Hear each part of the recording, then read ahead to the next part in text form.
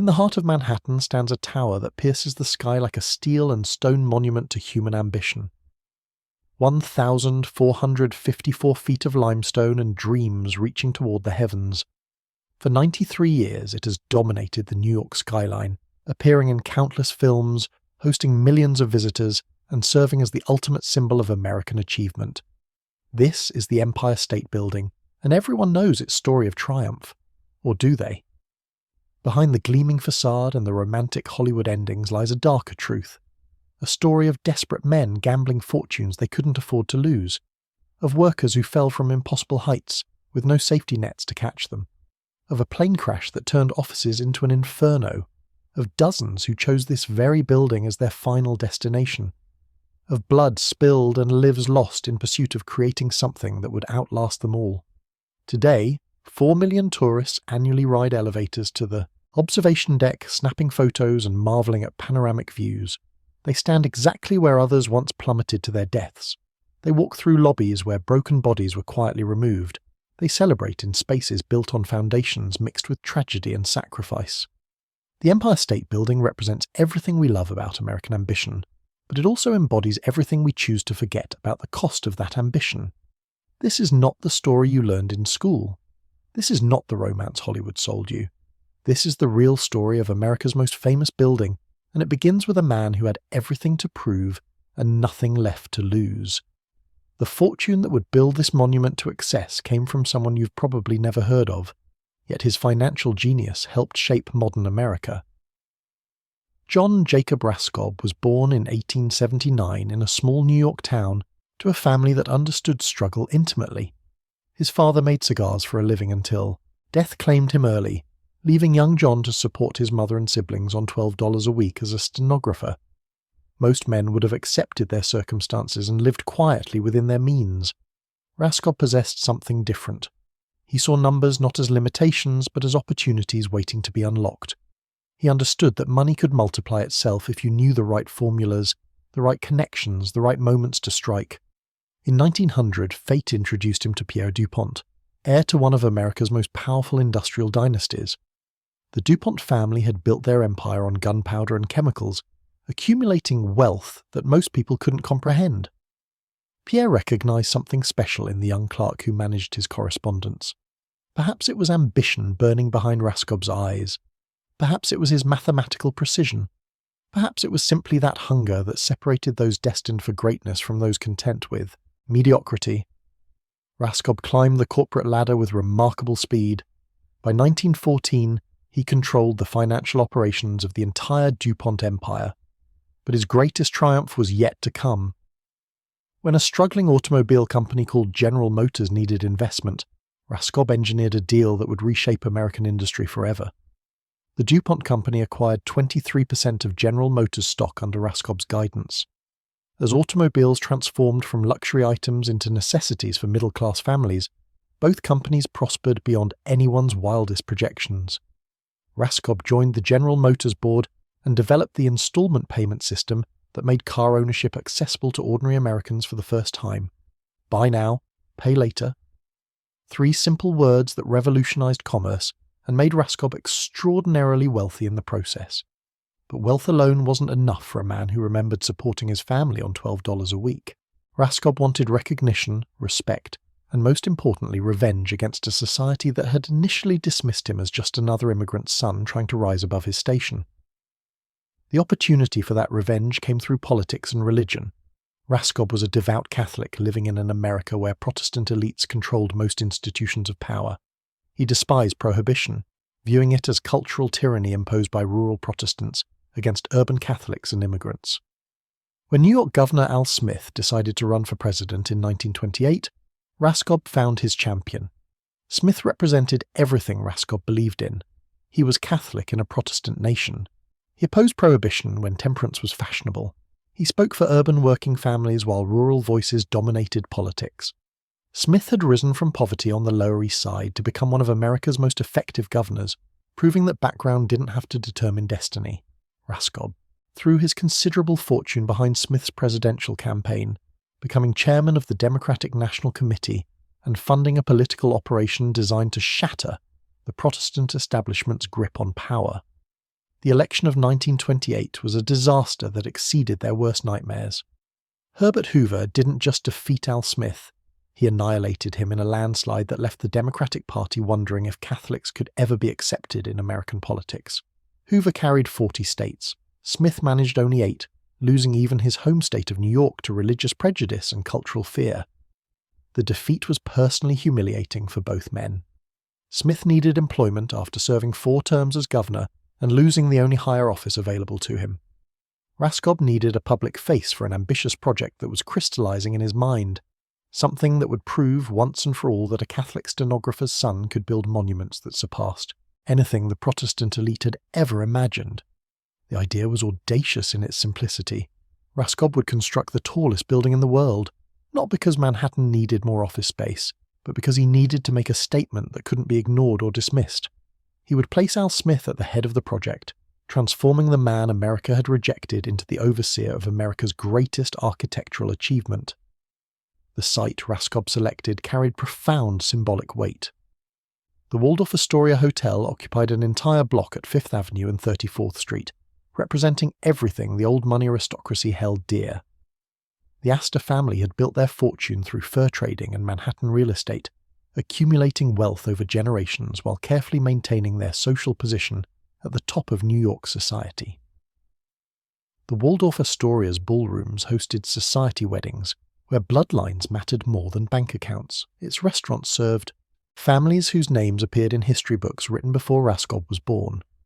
To demolish this temple of inherited privilege was to announce that the old order was finished and a new one was beginning.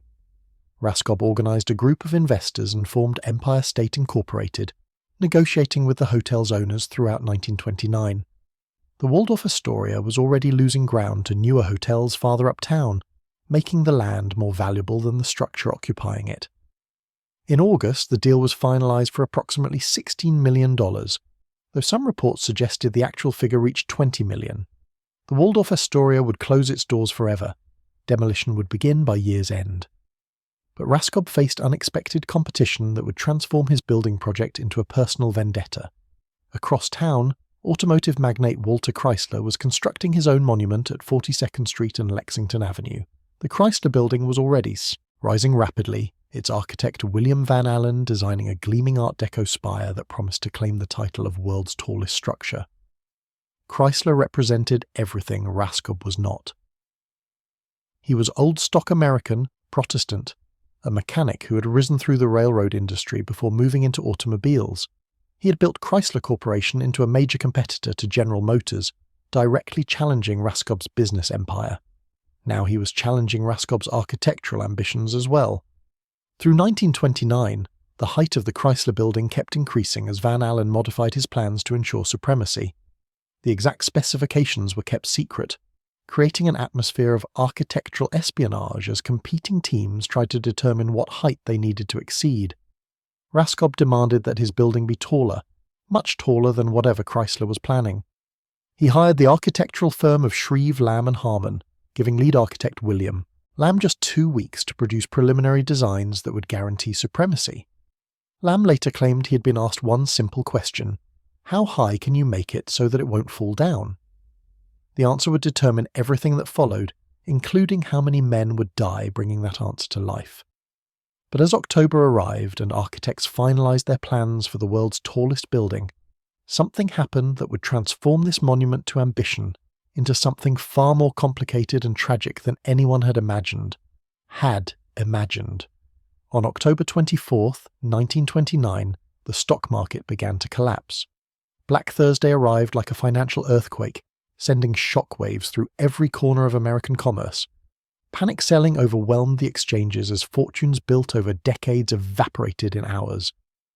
Raskob watched helplessly as his General Motors stock plummeted, billions of dollars in paper wealth simply vanishing into thin air. By October 29th, Black Tuesday, the crash had become a full catastrophe. The entire foundation of American prosperity revealed itself as speculation and illusion. Banks began failing, businesses shuttered their doors, unemployment started its relentless climb toward numbers that would define a generation. The economic assumptions that had made Raskob's tower seem reasonable were disintegrating in real time. Office space would not be scarce in the coming years. It would be abundant as companies contracted or disappeared entirely. No corporation would be expanding when survival itself became the primary concern. The tallest building in the world was about to open into the worst economy in American history. Raskob could have stopped. The Waldorf Astoria still stood intact. The purchase agreements could have been unwound. Any rational businessman would have recognized that the fundamental premise of the project had been destroyed by economic reality. But Raskob proceeded anyway. Perhaps. He believed the crash was temporary, just another market correction that would resolve itself once panic subsided. Perhaps his ego would not allow retreat after publicly announcing his intentions. Perhaps he understood that his monument was never really about economics at all. It was about proving something to himself, to the Protestant establishment, to everyone who had ever counted him out because of his background. In December 1929, Al Smith stepped before reporters and photographers to announce the project publicly. The Empire State Building would rise on the site of the Waldorf Astoria. It would be the tallest structure ever built by human hands. Smith would serve as president of Empire State Incorporated, attaching his name and reputation to this audacious gamble. For a man who had lost the presidency just months earlier, this was consolation of a different kind. Not electoral victory, but architectural immortality. A building instead of a legacy, concrete and steel instead of political power. Demolition of the Waldorf Astoria began on October 1st, 1930. The old hotel came down with surprising speed as workers salvaged what they could. Marble fixtures, decorative elements, anything with value was carefully removed and sold. Much was simply destroyed, reduced to rubble that disappeared into trucks bound for landfills. Within months, the site was cleared to bare earth, revealing the Manhattan bedrock that would support Raskob's tower. But the height competition with the Chrysler Building had become intensely personal, transforming architectural ambition into something resembling warfare. Walter Chrysler was everything Raskob despised about the American establishment. Old money, old family, old connections that opened doors automatically. Through 1929 and into 1930, the Chrysler Building rose rapidly under the direction of William Van Allen, who had designed a distinctive Art Deco tower crowned with gleaming stainless steel arches. The building was undeniably beautiful, but more importantly it was tall. Van Allen had secretly constructed a 125-foot spire inside the building's crown, hidden from competitors and the public. In October 1929, just as the stock market was collapsing, workers hoisted this spire into place under cover of darkness. The Chrysler Building now reached 1,046 feet. It was officially the tallest building in the world, surpassing the previous record holder and claiming the title Raskob desperately wanted for himself. Raskob was not impressed by this architectural sleight of hand. He instructed his architects to make the Empire State Building substantially taller, creating a comfortable margin that would end the competition definitively. William Lamb and his partners revised their plans accordingly. The building would rise to 1,250 feet, providing clear supremacy over Chrysler's achievement. But Raskob wanted more than just height. He wanted a purpose for that height, or at least the appearance of one that would justify the extraordinary expense and complexity. The solution was both absurd and brilliant, demonstrating the kind of creative thinking that separated visionaries from mere builders. Lamb designed a mooring mast for dirigibles at the very top of the building. The Empire State Building would serve as a dock for passenger airships, allowing travellers to fly directly from Europe and more at the building's crown. Passengers could step from their aircraft directly into Manhattan without ever descending to ground level, creating a new form of luxury travel for the ultra-wealthy. The mooring mast added 200 feet to the structure's height. The Empire State Building would now reach 1,454 feet into the New York sky. No competitor could match that figure. The race was won before construction even began in earnest. The dirigible dock was complete nonsense from an engineering perspective. Airship captains immediately pointed out that updrafts around such a massive building would make mooring impossible under normal conditions. The winds at that height were far too strong and unpredictable. The building itself would create turbulence that would endanger any aircraft attempting to approach. Passengers would never be able to disembark safely from a swaying dirigible attached to a tower buffeted by Manhattan wind patterns. The entire concept violated basic principles of aviation safety and practical engineering. But the criticism didn't matter to Raskob. The mooring mast served its true purpose perfectly. It made the Empire State Building taller than the Chrysler Building, ending the competition and establishing clear supremacy. Function was irrelevant. Symbolism was everything. Demolition of the Waldorf Astoria was completed by March 1930. Workers then excavated down to bedrock, approximately 55 feet below street level. The foundation would have to support unprecedented weight, as the building's steel frame rested on concrete and steel grillages anchored directly into Manhattan's schist bedrock. According to accounts that circulated among construction crews, 2 workers were reportedly buried alive during the foundation pour when a wall collapsed unexpectedly. The concrete set before their bodies could be recovered, entombing them forever in the building's base. This story has never been officially verified, and no names were recorded in company documents. The official count of construction deaths would eventually list 5 workers killed during the building's construction. The real number was almost certainly higher, as families of dead workers were reportedly compensated for their silence. The Empire State Building was intended as a symbol of American achievement. Bad publicity would harm its commercial prospects and tarnish the reputations of everyone involved. Construction officially began on March 17, 1930. St. Patrick's Day was a symbolic choice for a building championed by Irish Catholic politicians and financed by a Catholic industrialist who had never forgotten the prejudice that shaped his early life.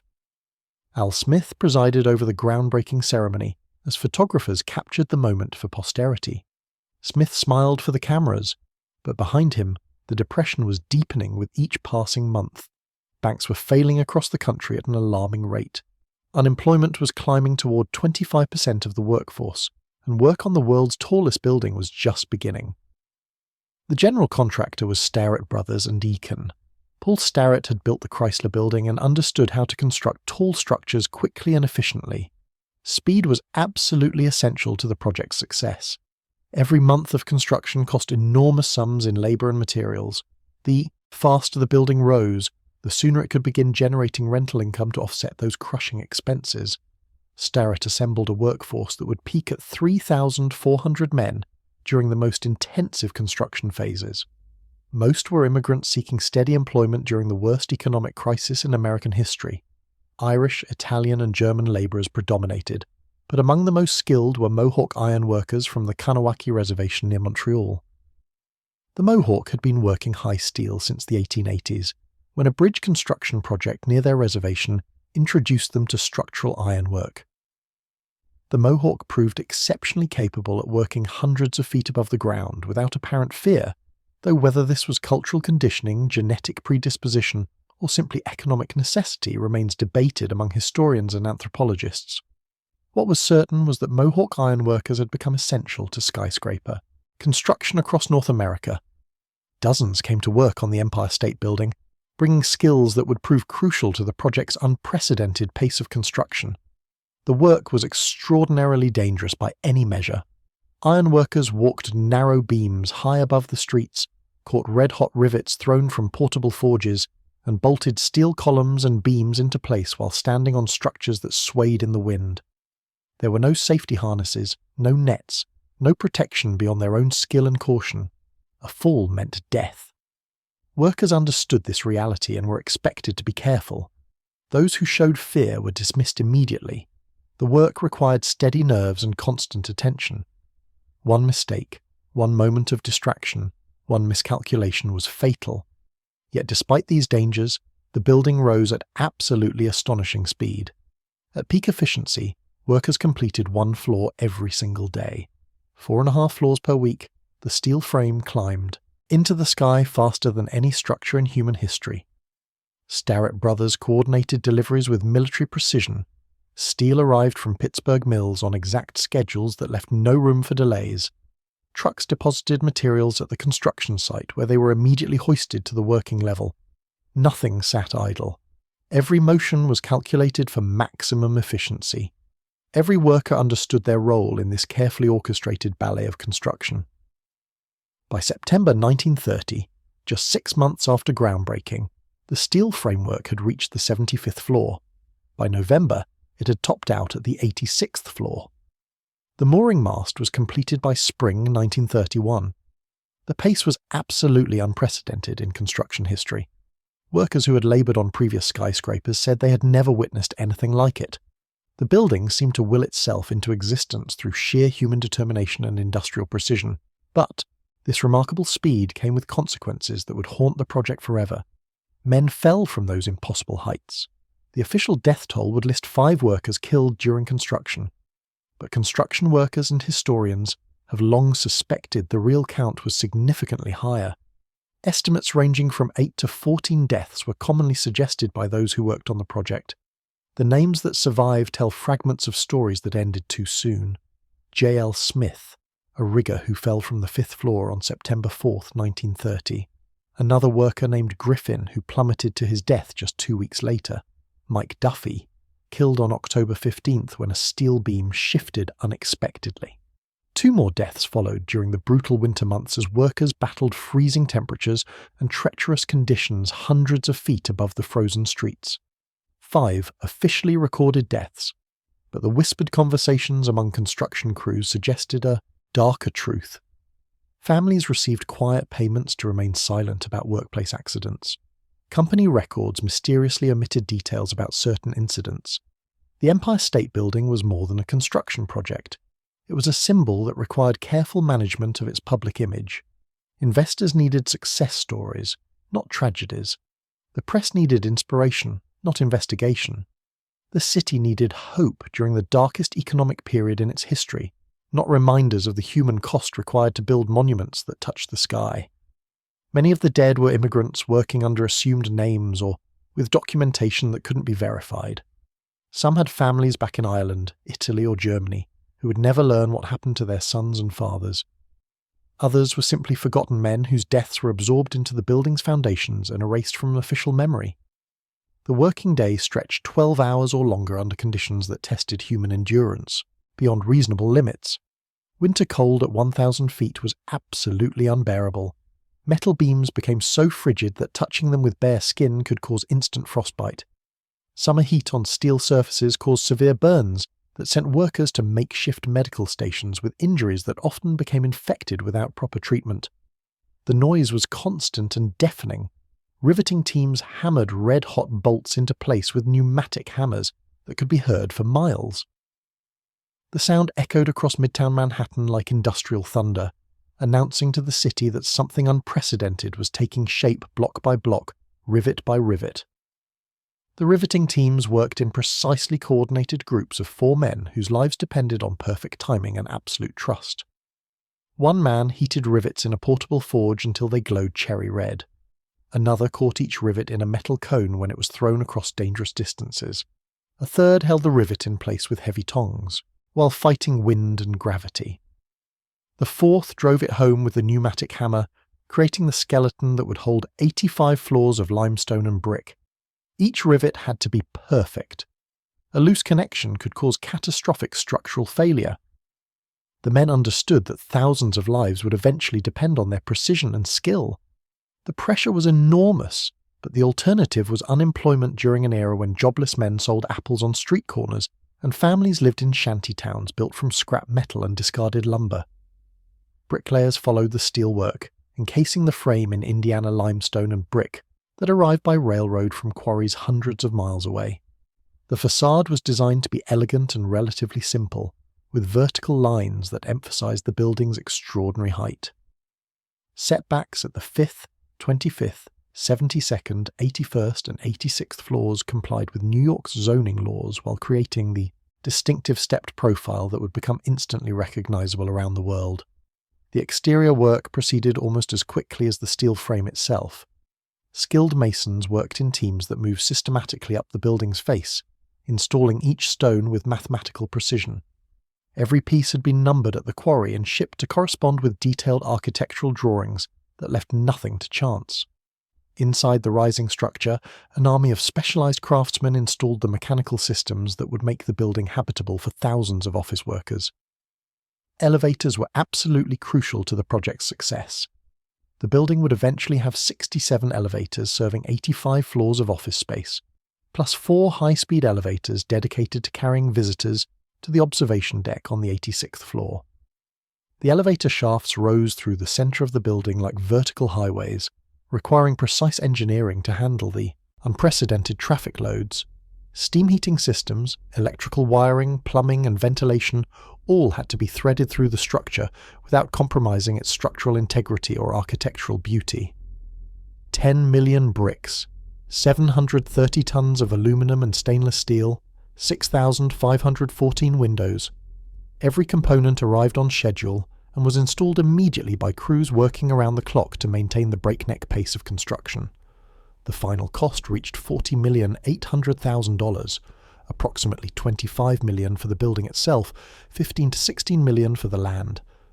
During an era when a comfortable house cost $5,000 and the average worker earned perhaps $1,500 per year, the Empire State Building represented wealth beyond most people's comprehension. It was also completed under budget. Raskob had projected costs as high as $50 million. Starrett Brothers delivered the finished building for less, demonstrating that even during the Depression, American industrial efficiency could achieve seemingly impossible goals when properly organized and motivated. On May 1, 1931, the Empire State Building officially opened its doors to the world. President Herbert Hoover pressed a ceremonial button in Washington that symbolically illuminated the building's lights. In New York, Al Smith stood at the building's entrance surrounded by dignitaries, investors and reporters eager to document this moment of architectural triumph. Former Governor Franklin Roosevelt attended the ceremony, along with other political figures who recognized the symbolic importance of the occasion. Photographers captured every moment as Smith smiled for the cameras, his name finally attached to something that commanded universal admiration and respect. His office would occupy the top floor of the tallest building in the world, the man America had rejected for the presidency now presided over America's greatest architectural achievement. It seemed like vindication, redemption, proof that vision and determination could overcome any obstacle. The building stood 80% vacant. Of the 2 million square feet of rentable office space spread across 85 floors, only 20% had been leased to actual tenants. The Depression had completely destroyed the commercial real estate market that Raskob had counted on to make his investment profitable. Companies were not expanding their operations. They were contracting or disappearing entirely as the economic crisis deepened month after month. Nobody needed new office space when existing businesses were laying off workers and closing departments just to survive until conditions improved. The Empire State Building opened as the largest, tallest, most modern office building in the world, at precisely the moment when almost nobody could afford to rent space there. The timing could not have been worse if it had been deliberately planned to demonstrate the futility of human ambition. The mockery began immediately and was absolutely merciless.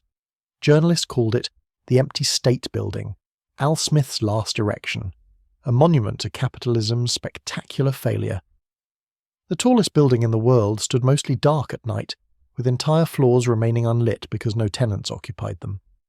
Windows on the upper floors stayed black while the city below struggled through breadlines and unemployment that reached levels not seen since the Civil War. The building that was supposed to announce America's industrial dominance instead announced the collapse of the economic system that had made its construction possible. Raskob had gambled that the Depression would be brief, just another economic cycle that would correct itself once market confidence returned. He had assumed that by the time construction finished, prosperity would have resumed and businesses would be competing for space in his magnificent tower. He was catastrophically wrong about everything. The Depression deepened through 1931 and 1932 as banks failed by the hundreds and unemployment reached 25% of the American workforce. Businesses that managed to survive were cutting costs wherever possible, not expanding into expensive new office space. The Empire State Building offered 2 million square feet of the most advanced office space ever constructed.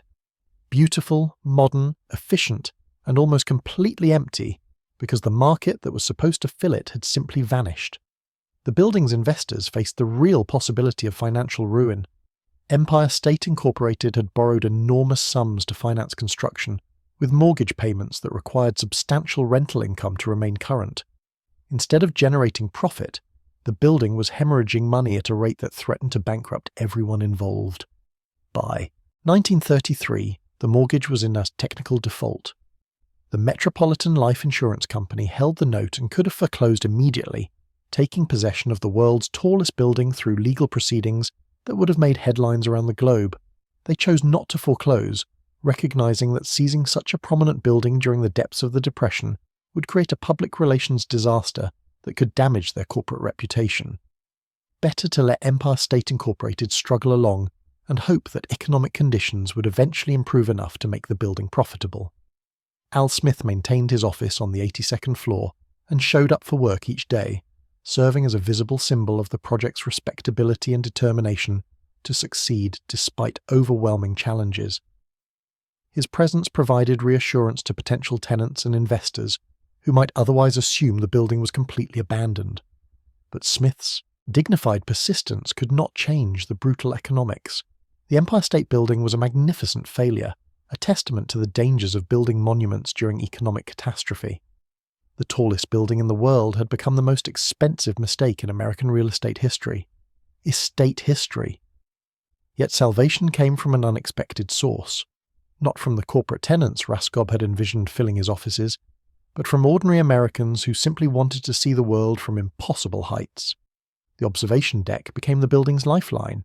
Tourists wouldn't rent office space, but they would pay $1 to ride elevators to the 86th floor and gaze out over Manhattan spread below them like a living map. The admission fee was modest, accessible to working families who saved their pennies for the experience of standing where no human being had ever stood before. The observation deck opened with the building in May 1931. Within months, it was generating more revenue than all the office rentals combined. This was deeply humiliating for everyone involved. The tallest office building in the world was surviving as a tourist attraction, dependent on curiosity seekers rather than serious business tenants. The building's management desperately sought corporate clients, offering generous terms that bordered on desperation. Below market rates, free months of rent, flexible lease arrangements that favoured tenants over landlords. Slowly, companies began moving in, but not the blue-chip corporations Raskob had imagined when he first conceived his monument. Small businesses took space, struggling firms looking for cheap offices, companies that couldn't afford the more prestigious addresses downtown where established businesses maintained their headquarters. By 1935, occupancy had climbed to approximately 60%, better than the disastrous 20% at opening but still far below the 90% needed for actual profitability. The dirigible mooring mast proved exactly as useless as critics had predicted. Only one airship ever attempted to moor at the Empire State Building, and the results were almost comical in their failure. On September 15th, 1931, a small private blimp approached the tower through clear skies that should have provided ideal conditions. The updrafts from the building's massive structure made the approach terrifying for everyone involved. The aircraft managed to attach its nose to the mooring post for approximately 3 minutes, while newspapers were supposedly delivered from the building's crown. The newspapers immediately blew away in winds that made transfer impossible. The passengers remained trapped in the gondola, too frightened to attempt moving to the building while their aircraft swayed violently in the turbulence. The blimp quickly disconnected and departed, never to return. No airship ever tried again. The mooring mast remained as a 200-foot monument to Raskob's ego and the absurdity of the height competition that had driven the building's design. Function had been sacrificed entirely for the sake of claiming a meaningless record. But the building attracted attention of a far more sinister nature that would haunt it for decades to come. On February 1st, 1933, a man climbed the observation deck safety fence in the early morning hours before crowds arrived. He stood on the narrow ledge beyond the protective barrier, looking down at the street more than 1,000 feet below. Guards noticed him too late to intervene. He jumped. His body fell through the cold winter air, accelerating until it crashed through the roof of a building across the street. The impact was devastating, instantly killing the unidentified man who became the first person to commit suicide from the Empire State Building. More followed with disturbing regularity. The observation deck offered an easy method for those determined to end their lives. The fence could be climbed by anyone with sufficient motivation. The ledge was accessible to those who truly wanted to reach it. The fall was instantaneous and absolutely certain. By the end of 1933, 5 people had jumped from the building. Management installed higher fences and added guards specifically trained to watch for potential jumpers, but the suicides continued with grim persistence. The Empire State Building was becoming known as a destination for those who had lost all hope. The symbolism was impossible to ignore. The tallest monument to American capitalism was simultaneously becoming its most convenient suicide location. The building that represented dreams and ambition also attracted those for whom dreams had become nightmares. Through the 1930s, the building struggled financially but endured physically. The structure required constant maintenance that consumed enormous resources. The exterior had to be cleaned regularly as city pollution darkened the limestone. Mechanical systems needed continuous repair and replacement. Elevators required daily service to handle the thousands of visitors who rode them each day. A permanent staff of janitors, engineers, security guards, and administrators kept the building operational despite its financial troubles. Many of these workers felt grateful for steady employment during an era when any job was precious. The Empire State Building provided hundreds of positions at a time when unemployment remained devastatingly high across the nation. Some early tenants were genuinely unusual and would prove surprisingly important to the building's future. The 60th floor housed laboratories where the Radio Corporation of America conducted experiments with television broadcasting, a technology most Americans had never seen. RCA installed an antenna on the building's mooring mast and began experimental television broadcasts in 1935. The signals reached receivers within a 50-mile radius, marking the beginning of what would become a crucial revenue stream as broadcasting companies eventually paid substantial sums to place transmission equipment on the world's tallest structure. Other tenants included import-export firms, small manufacturers, insurance companies, and travel agencies. None were particularly prestigious or impressive. None were the major corporations that were supposed to fill a building of this extraordinary scale. But they paid rent regularly, and during the Depression, that was enough to keep the lights on. The building was no longer a complete disaster. It had evolved into merely an expensive disappointment that consumed money without generating adequate returns for its investors. Raskob had lost millions on his architectural gamble. His stock in Empire State Incorporated was essentially worthless. His reputation as a financial genius had been permanently tarnished by his decision to build the world's tallest building at exactly the wrong moment in economic history. The monument that was supposed to prove his vision had instead demonstrated only his catastrophically poor timing. He remained wealthy from his General Motors and DuPont investments, but the Empire State Building would forever represent the greatest failure of his business career. Al Smith suffered differently, but perhaps more deeply. He had never possessed great personal wealth like Raskob. The position at Empire State Incorporated was supposed to provide financial security after his political career ended in defeat and disappointment. Instead, it provided daily embarrassment. He appeared for work each morning in an office located in a mostly empty building that bore his name as a symbol of failure rather than achievement. Smith had been rejected by American voters in 1928 because of his religion and background. Now he was being rejected by American commerce for reasons beyond his control. He remained at his post through the 1930s with remarkable persistence, becoming a symbol of either admirable determination or stubborn refusal to accept reality. He would not abandon the building, even as the building seemed to abandon any hope of success. The building's architects emerged from the debacle with their professional reputations surprisingly intact. Shreve, Lamb and Harmon had delivered the project on time and under budget, which was remarkable by any standard. The Empire State Building's failure was clearly economic rather than architectural.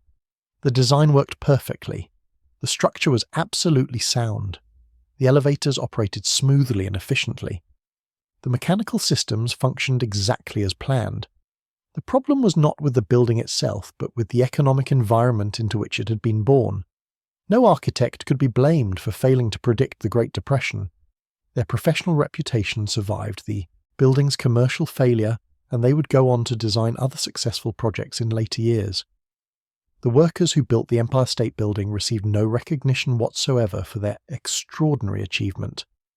5 had died officially during construction, with perhaps twice that number actually perishing in workplace accidents that were covered up or misreported. Their names appeared on no memorial plaque. No monument honoured their sacrifice. The building they had constructed through skill, courage and blood stood as a testament to failure rather than triumph. The men who had died building it were forgotten before the structure even opened to the public. This absence of commemoration was unfortunately typical of construction projects during the Depression era. Workers were considered expendable resources whose labour could be purchased at market rates. Their deaths were simply absorbed into the cost of construction, like steel and concrete and electrical wiring. The building mattered to investors, architects, and city planners.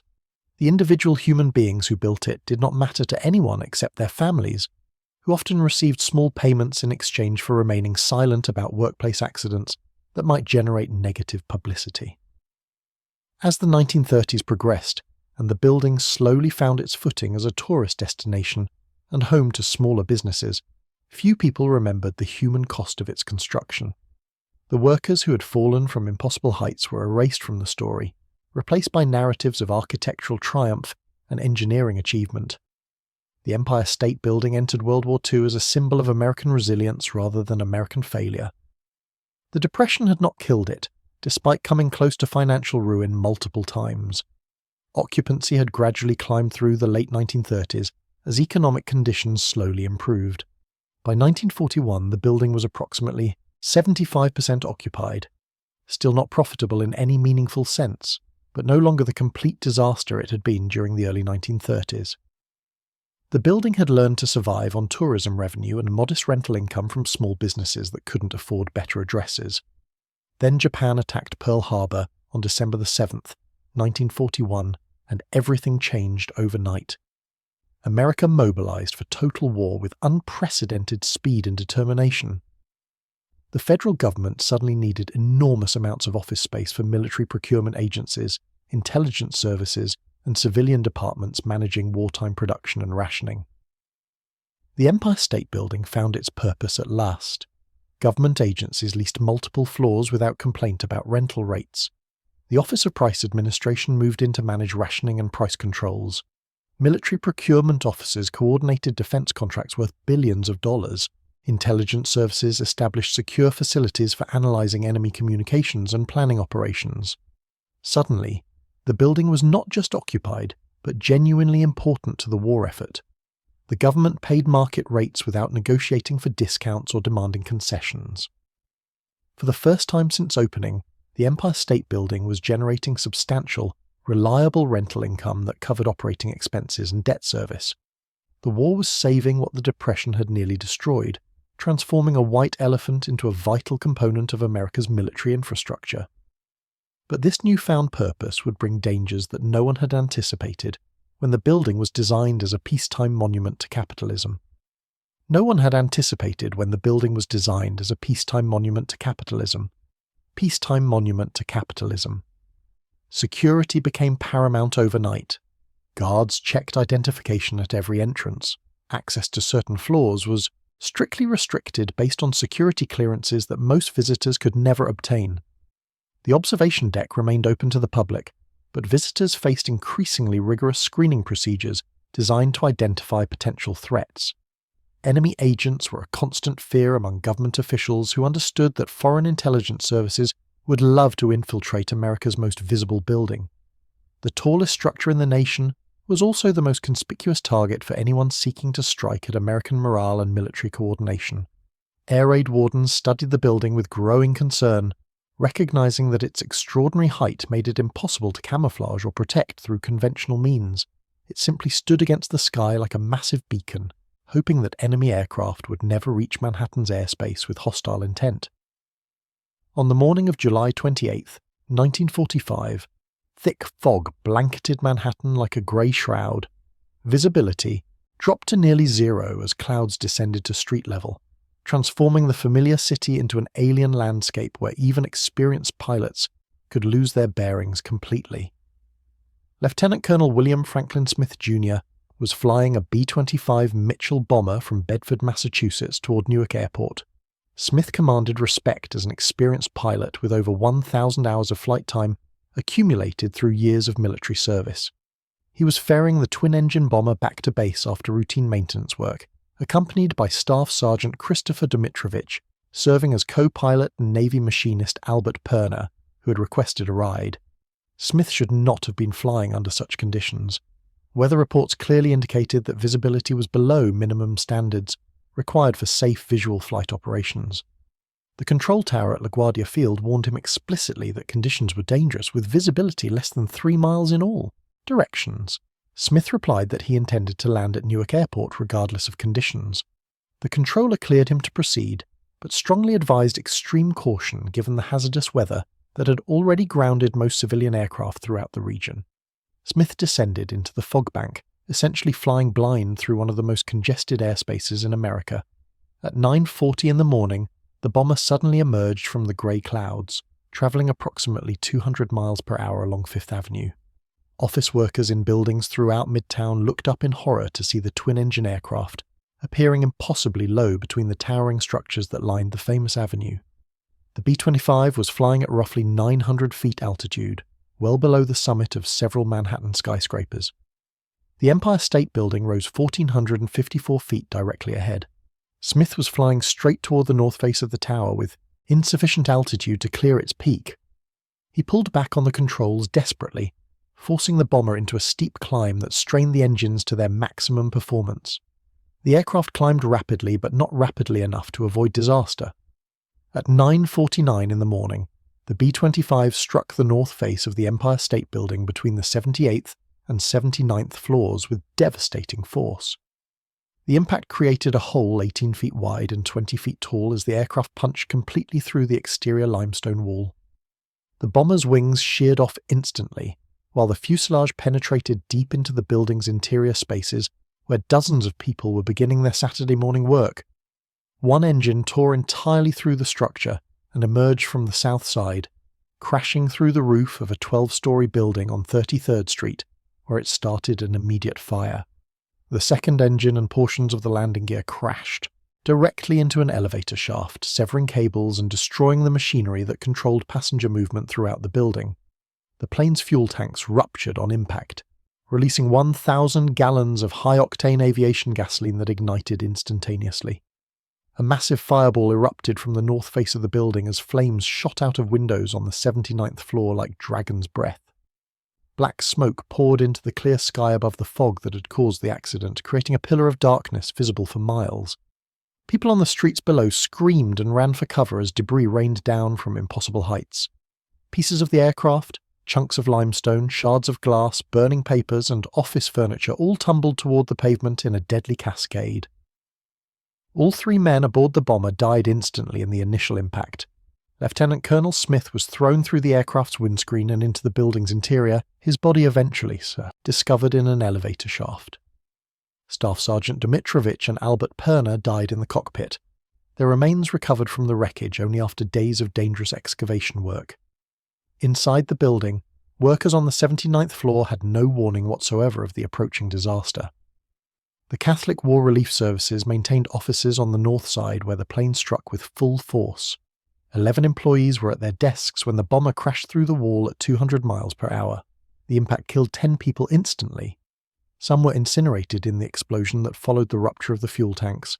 Others were crushed by debris or hurled through windows by the tremendous blast that shattered everything in the immediate vicinity. One woman survived the initial impact but died later from severe burns and traumatic injuries that overwhelmed the medical technology available in 1945. On the 80th floor, directly above the impact site, workers felt the entire building shudder as if struck by an earthquake. Smoke began pouring through the floor as the fire below sent toxic fumes throughout the upper levels. Some employees thought a boiler had exploded somewhere in the mechanical systems. Others realized immediately that something had struck the building from outside, though none could imagine that a military bomber had just crashed into their workplace. They evacuated down the emergency staircases as quickly as possible since the elevators were no longer functioning after the crash severed multiple cable systems. 20-year-old Betty Lou Oliver was working as an elevator operator on a lower floor when the plane struck the building with catastrophic force. The impact threw her from her elevator car, causing severe burns across much of her body and fracturing her spine in multiple places. Rescue workers who reached her decided to transport her to the lobby using a different elevator car, not realizing that the crash had severely weakened the cable systems throughout the building. The elevator descended normally for several floors before the damaged cables suddenly snapped without warning. Betty Lou Oliver plummeted 75 floors in an elevator car that went into complete free fall when the emergency braking systems failed to engage properly. The car crashed into the basement at tremendous speed, but the bottom of the shaft had filled with water from broken pipes, and severed cables had coiled there like steel cushioning. Somehow, impossibly, Betty Lou Oliver survived what remains the longest elevator fall in recorded history. Rescue workers found her alive in the twisted wreckage after what should have been an absolutely fatal plunge of approximately 1,000 feet. She would spend months in the hospital recovering from injuries that should have killed her multiple times over. The fire burned for 40 minutes while firefighters faced extraordinary challenges that tested their equipment and training beyond normal limits. The flames were concentrated on the 79th floor, but water pressure at that height was completely inadequate for effective suppression efforts. Hoses had to be connected to standpipes and pumps laboriously hauled up narrow stairwells by firefighters carrying equipment that weighed hundreds of pounds. Smoke filled the upper floors, reducing visibility to zero and making navigation through unfamiliar office layouts extremely dangerous. Firefighters worked their way through burning offices, pulling bodies from wreckage while fighting flames that consumed everything combustible in their path. The heat was overwhelming even for professionals accustomed to working in dangerous conditions. By 10:30 in the morning, the fire was finally under control through the heroic efforts of firefighters who had risked their lives repeatedly to save a building that had become a symbol of American resilience. The structure had held despite absorbing the full impact of a twin-engine bomber travelling at high speed. The Empire State Building still stands today, 93 years after those first rivets were hammered into place by men whose names we'll never know. 4 million tourists ride its elevators annually, marvelling at views that cost dozens of lives to create. They snap selfies where workers once plummeted to their deaths. They celebrate in spaces built on foundations mixed with blood and broken dreams. This tower of limestone and steel embodies everything we love about American ambition, and everything we choose to forget about its true cost. The workers who fell, the families who grieved in silence, the suicides who found their final moments on its observation deck, all erased from the story we tell ourselves about monuments and progress. Perhaps that's the most unsettling truth of all. We built something magnificent, and we built it by forgetting the people who made it possible.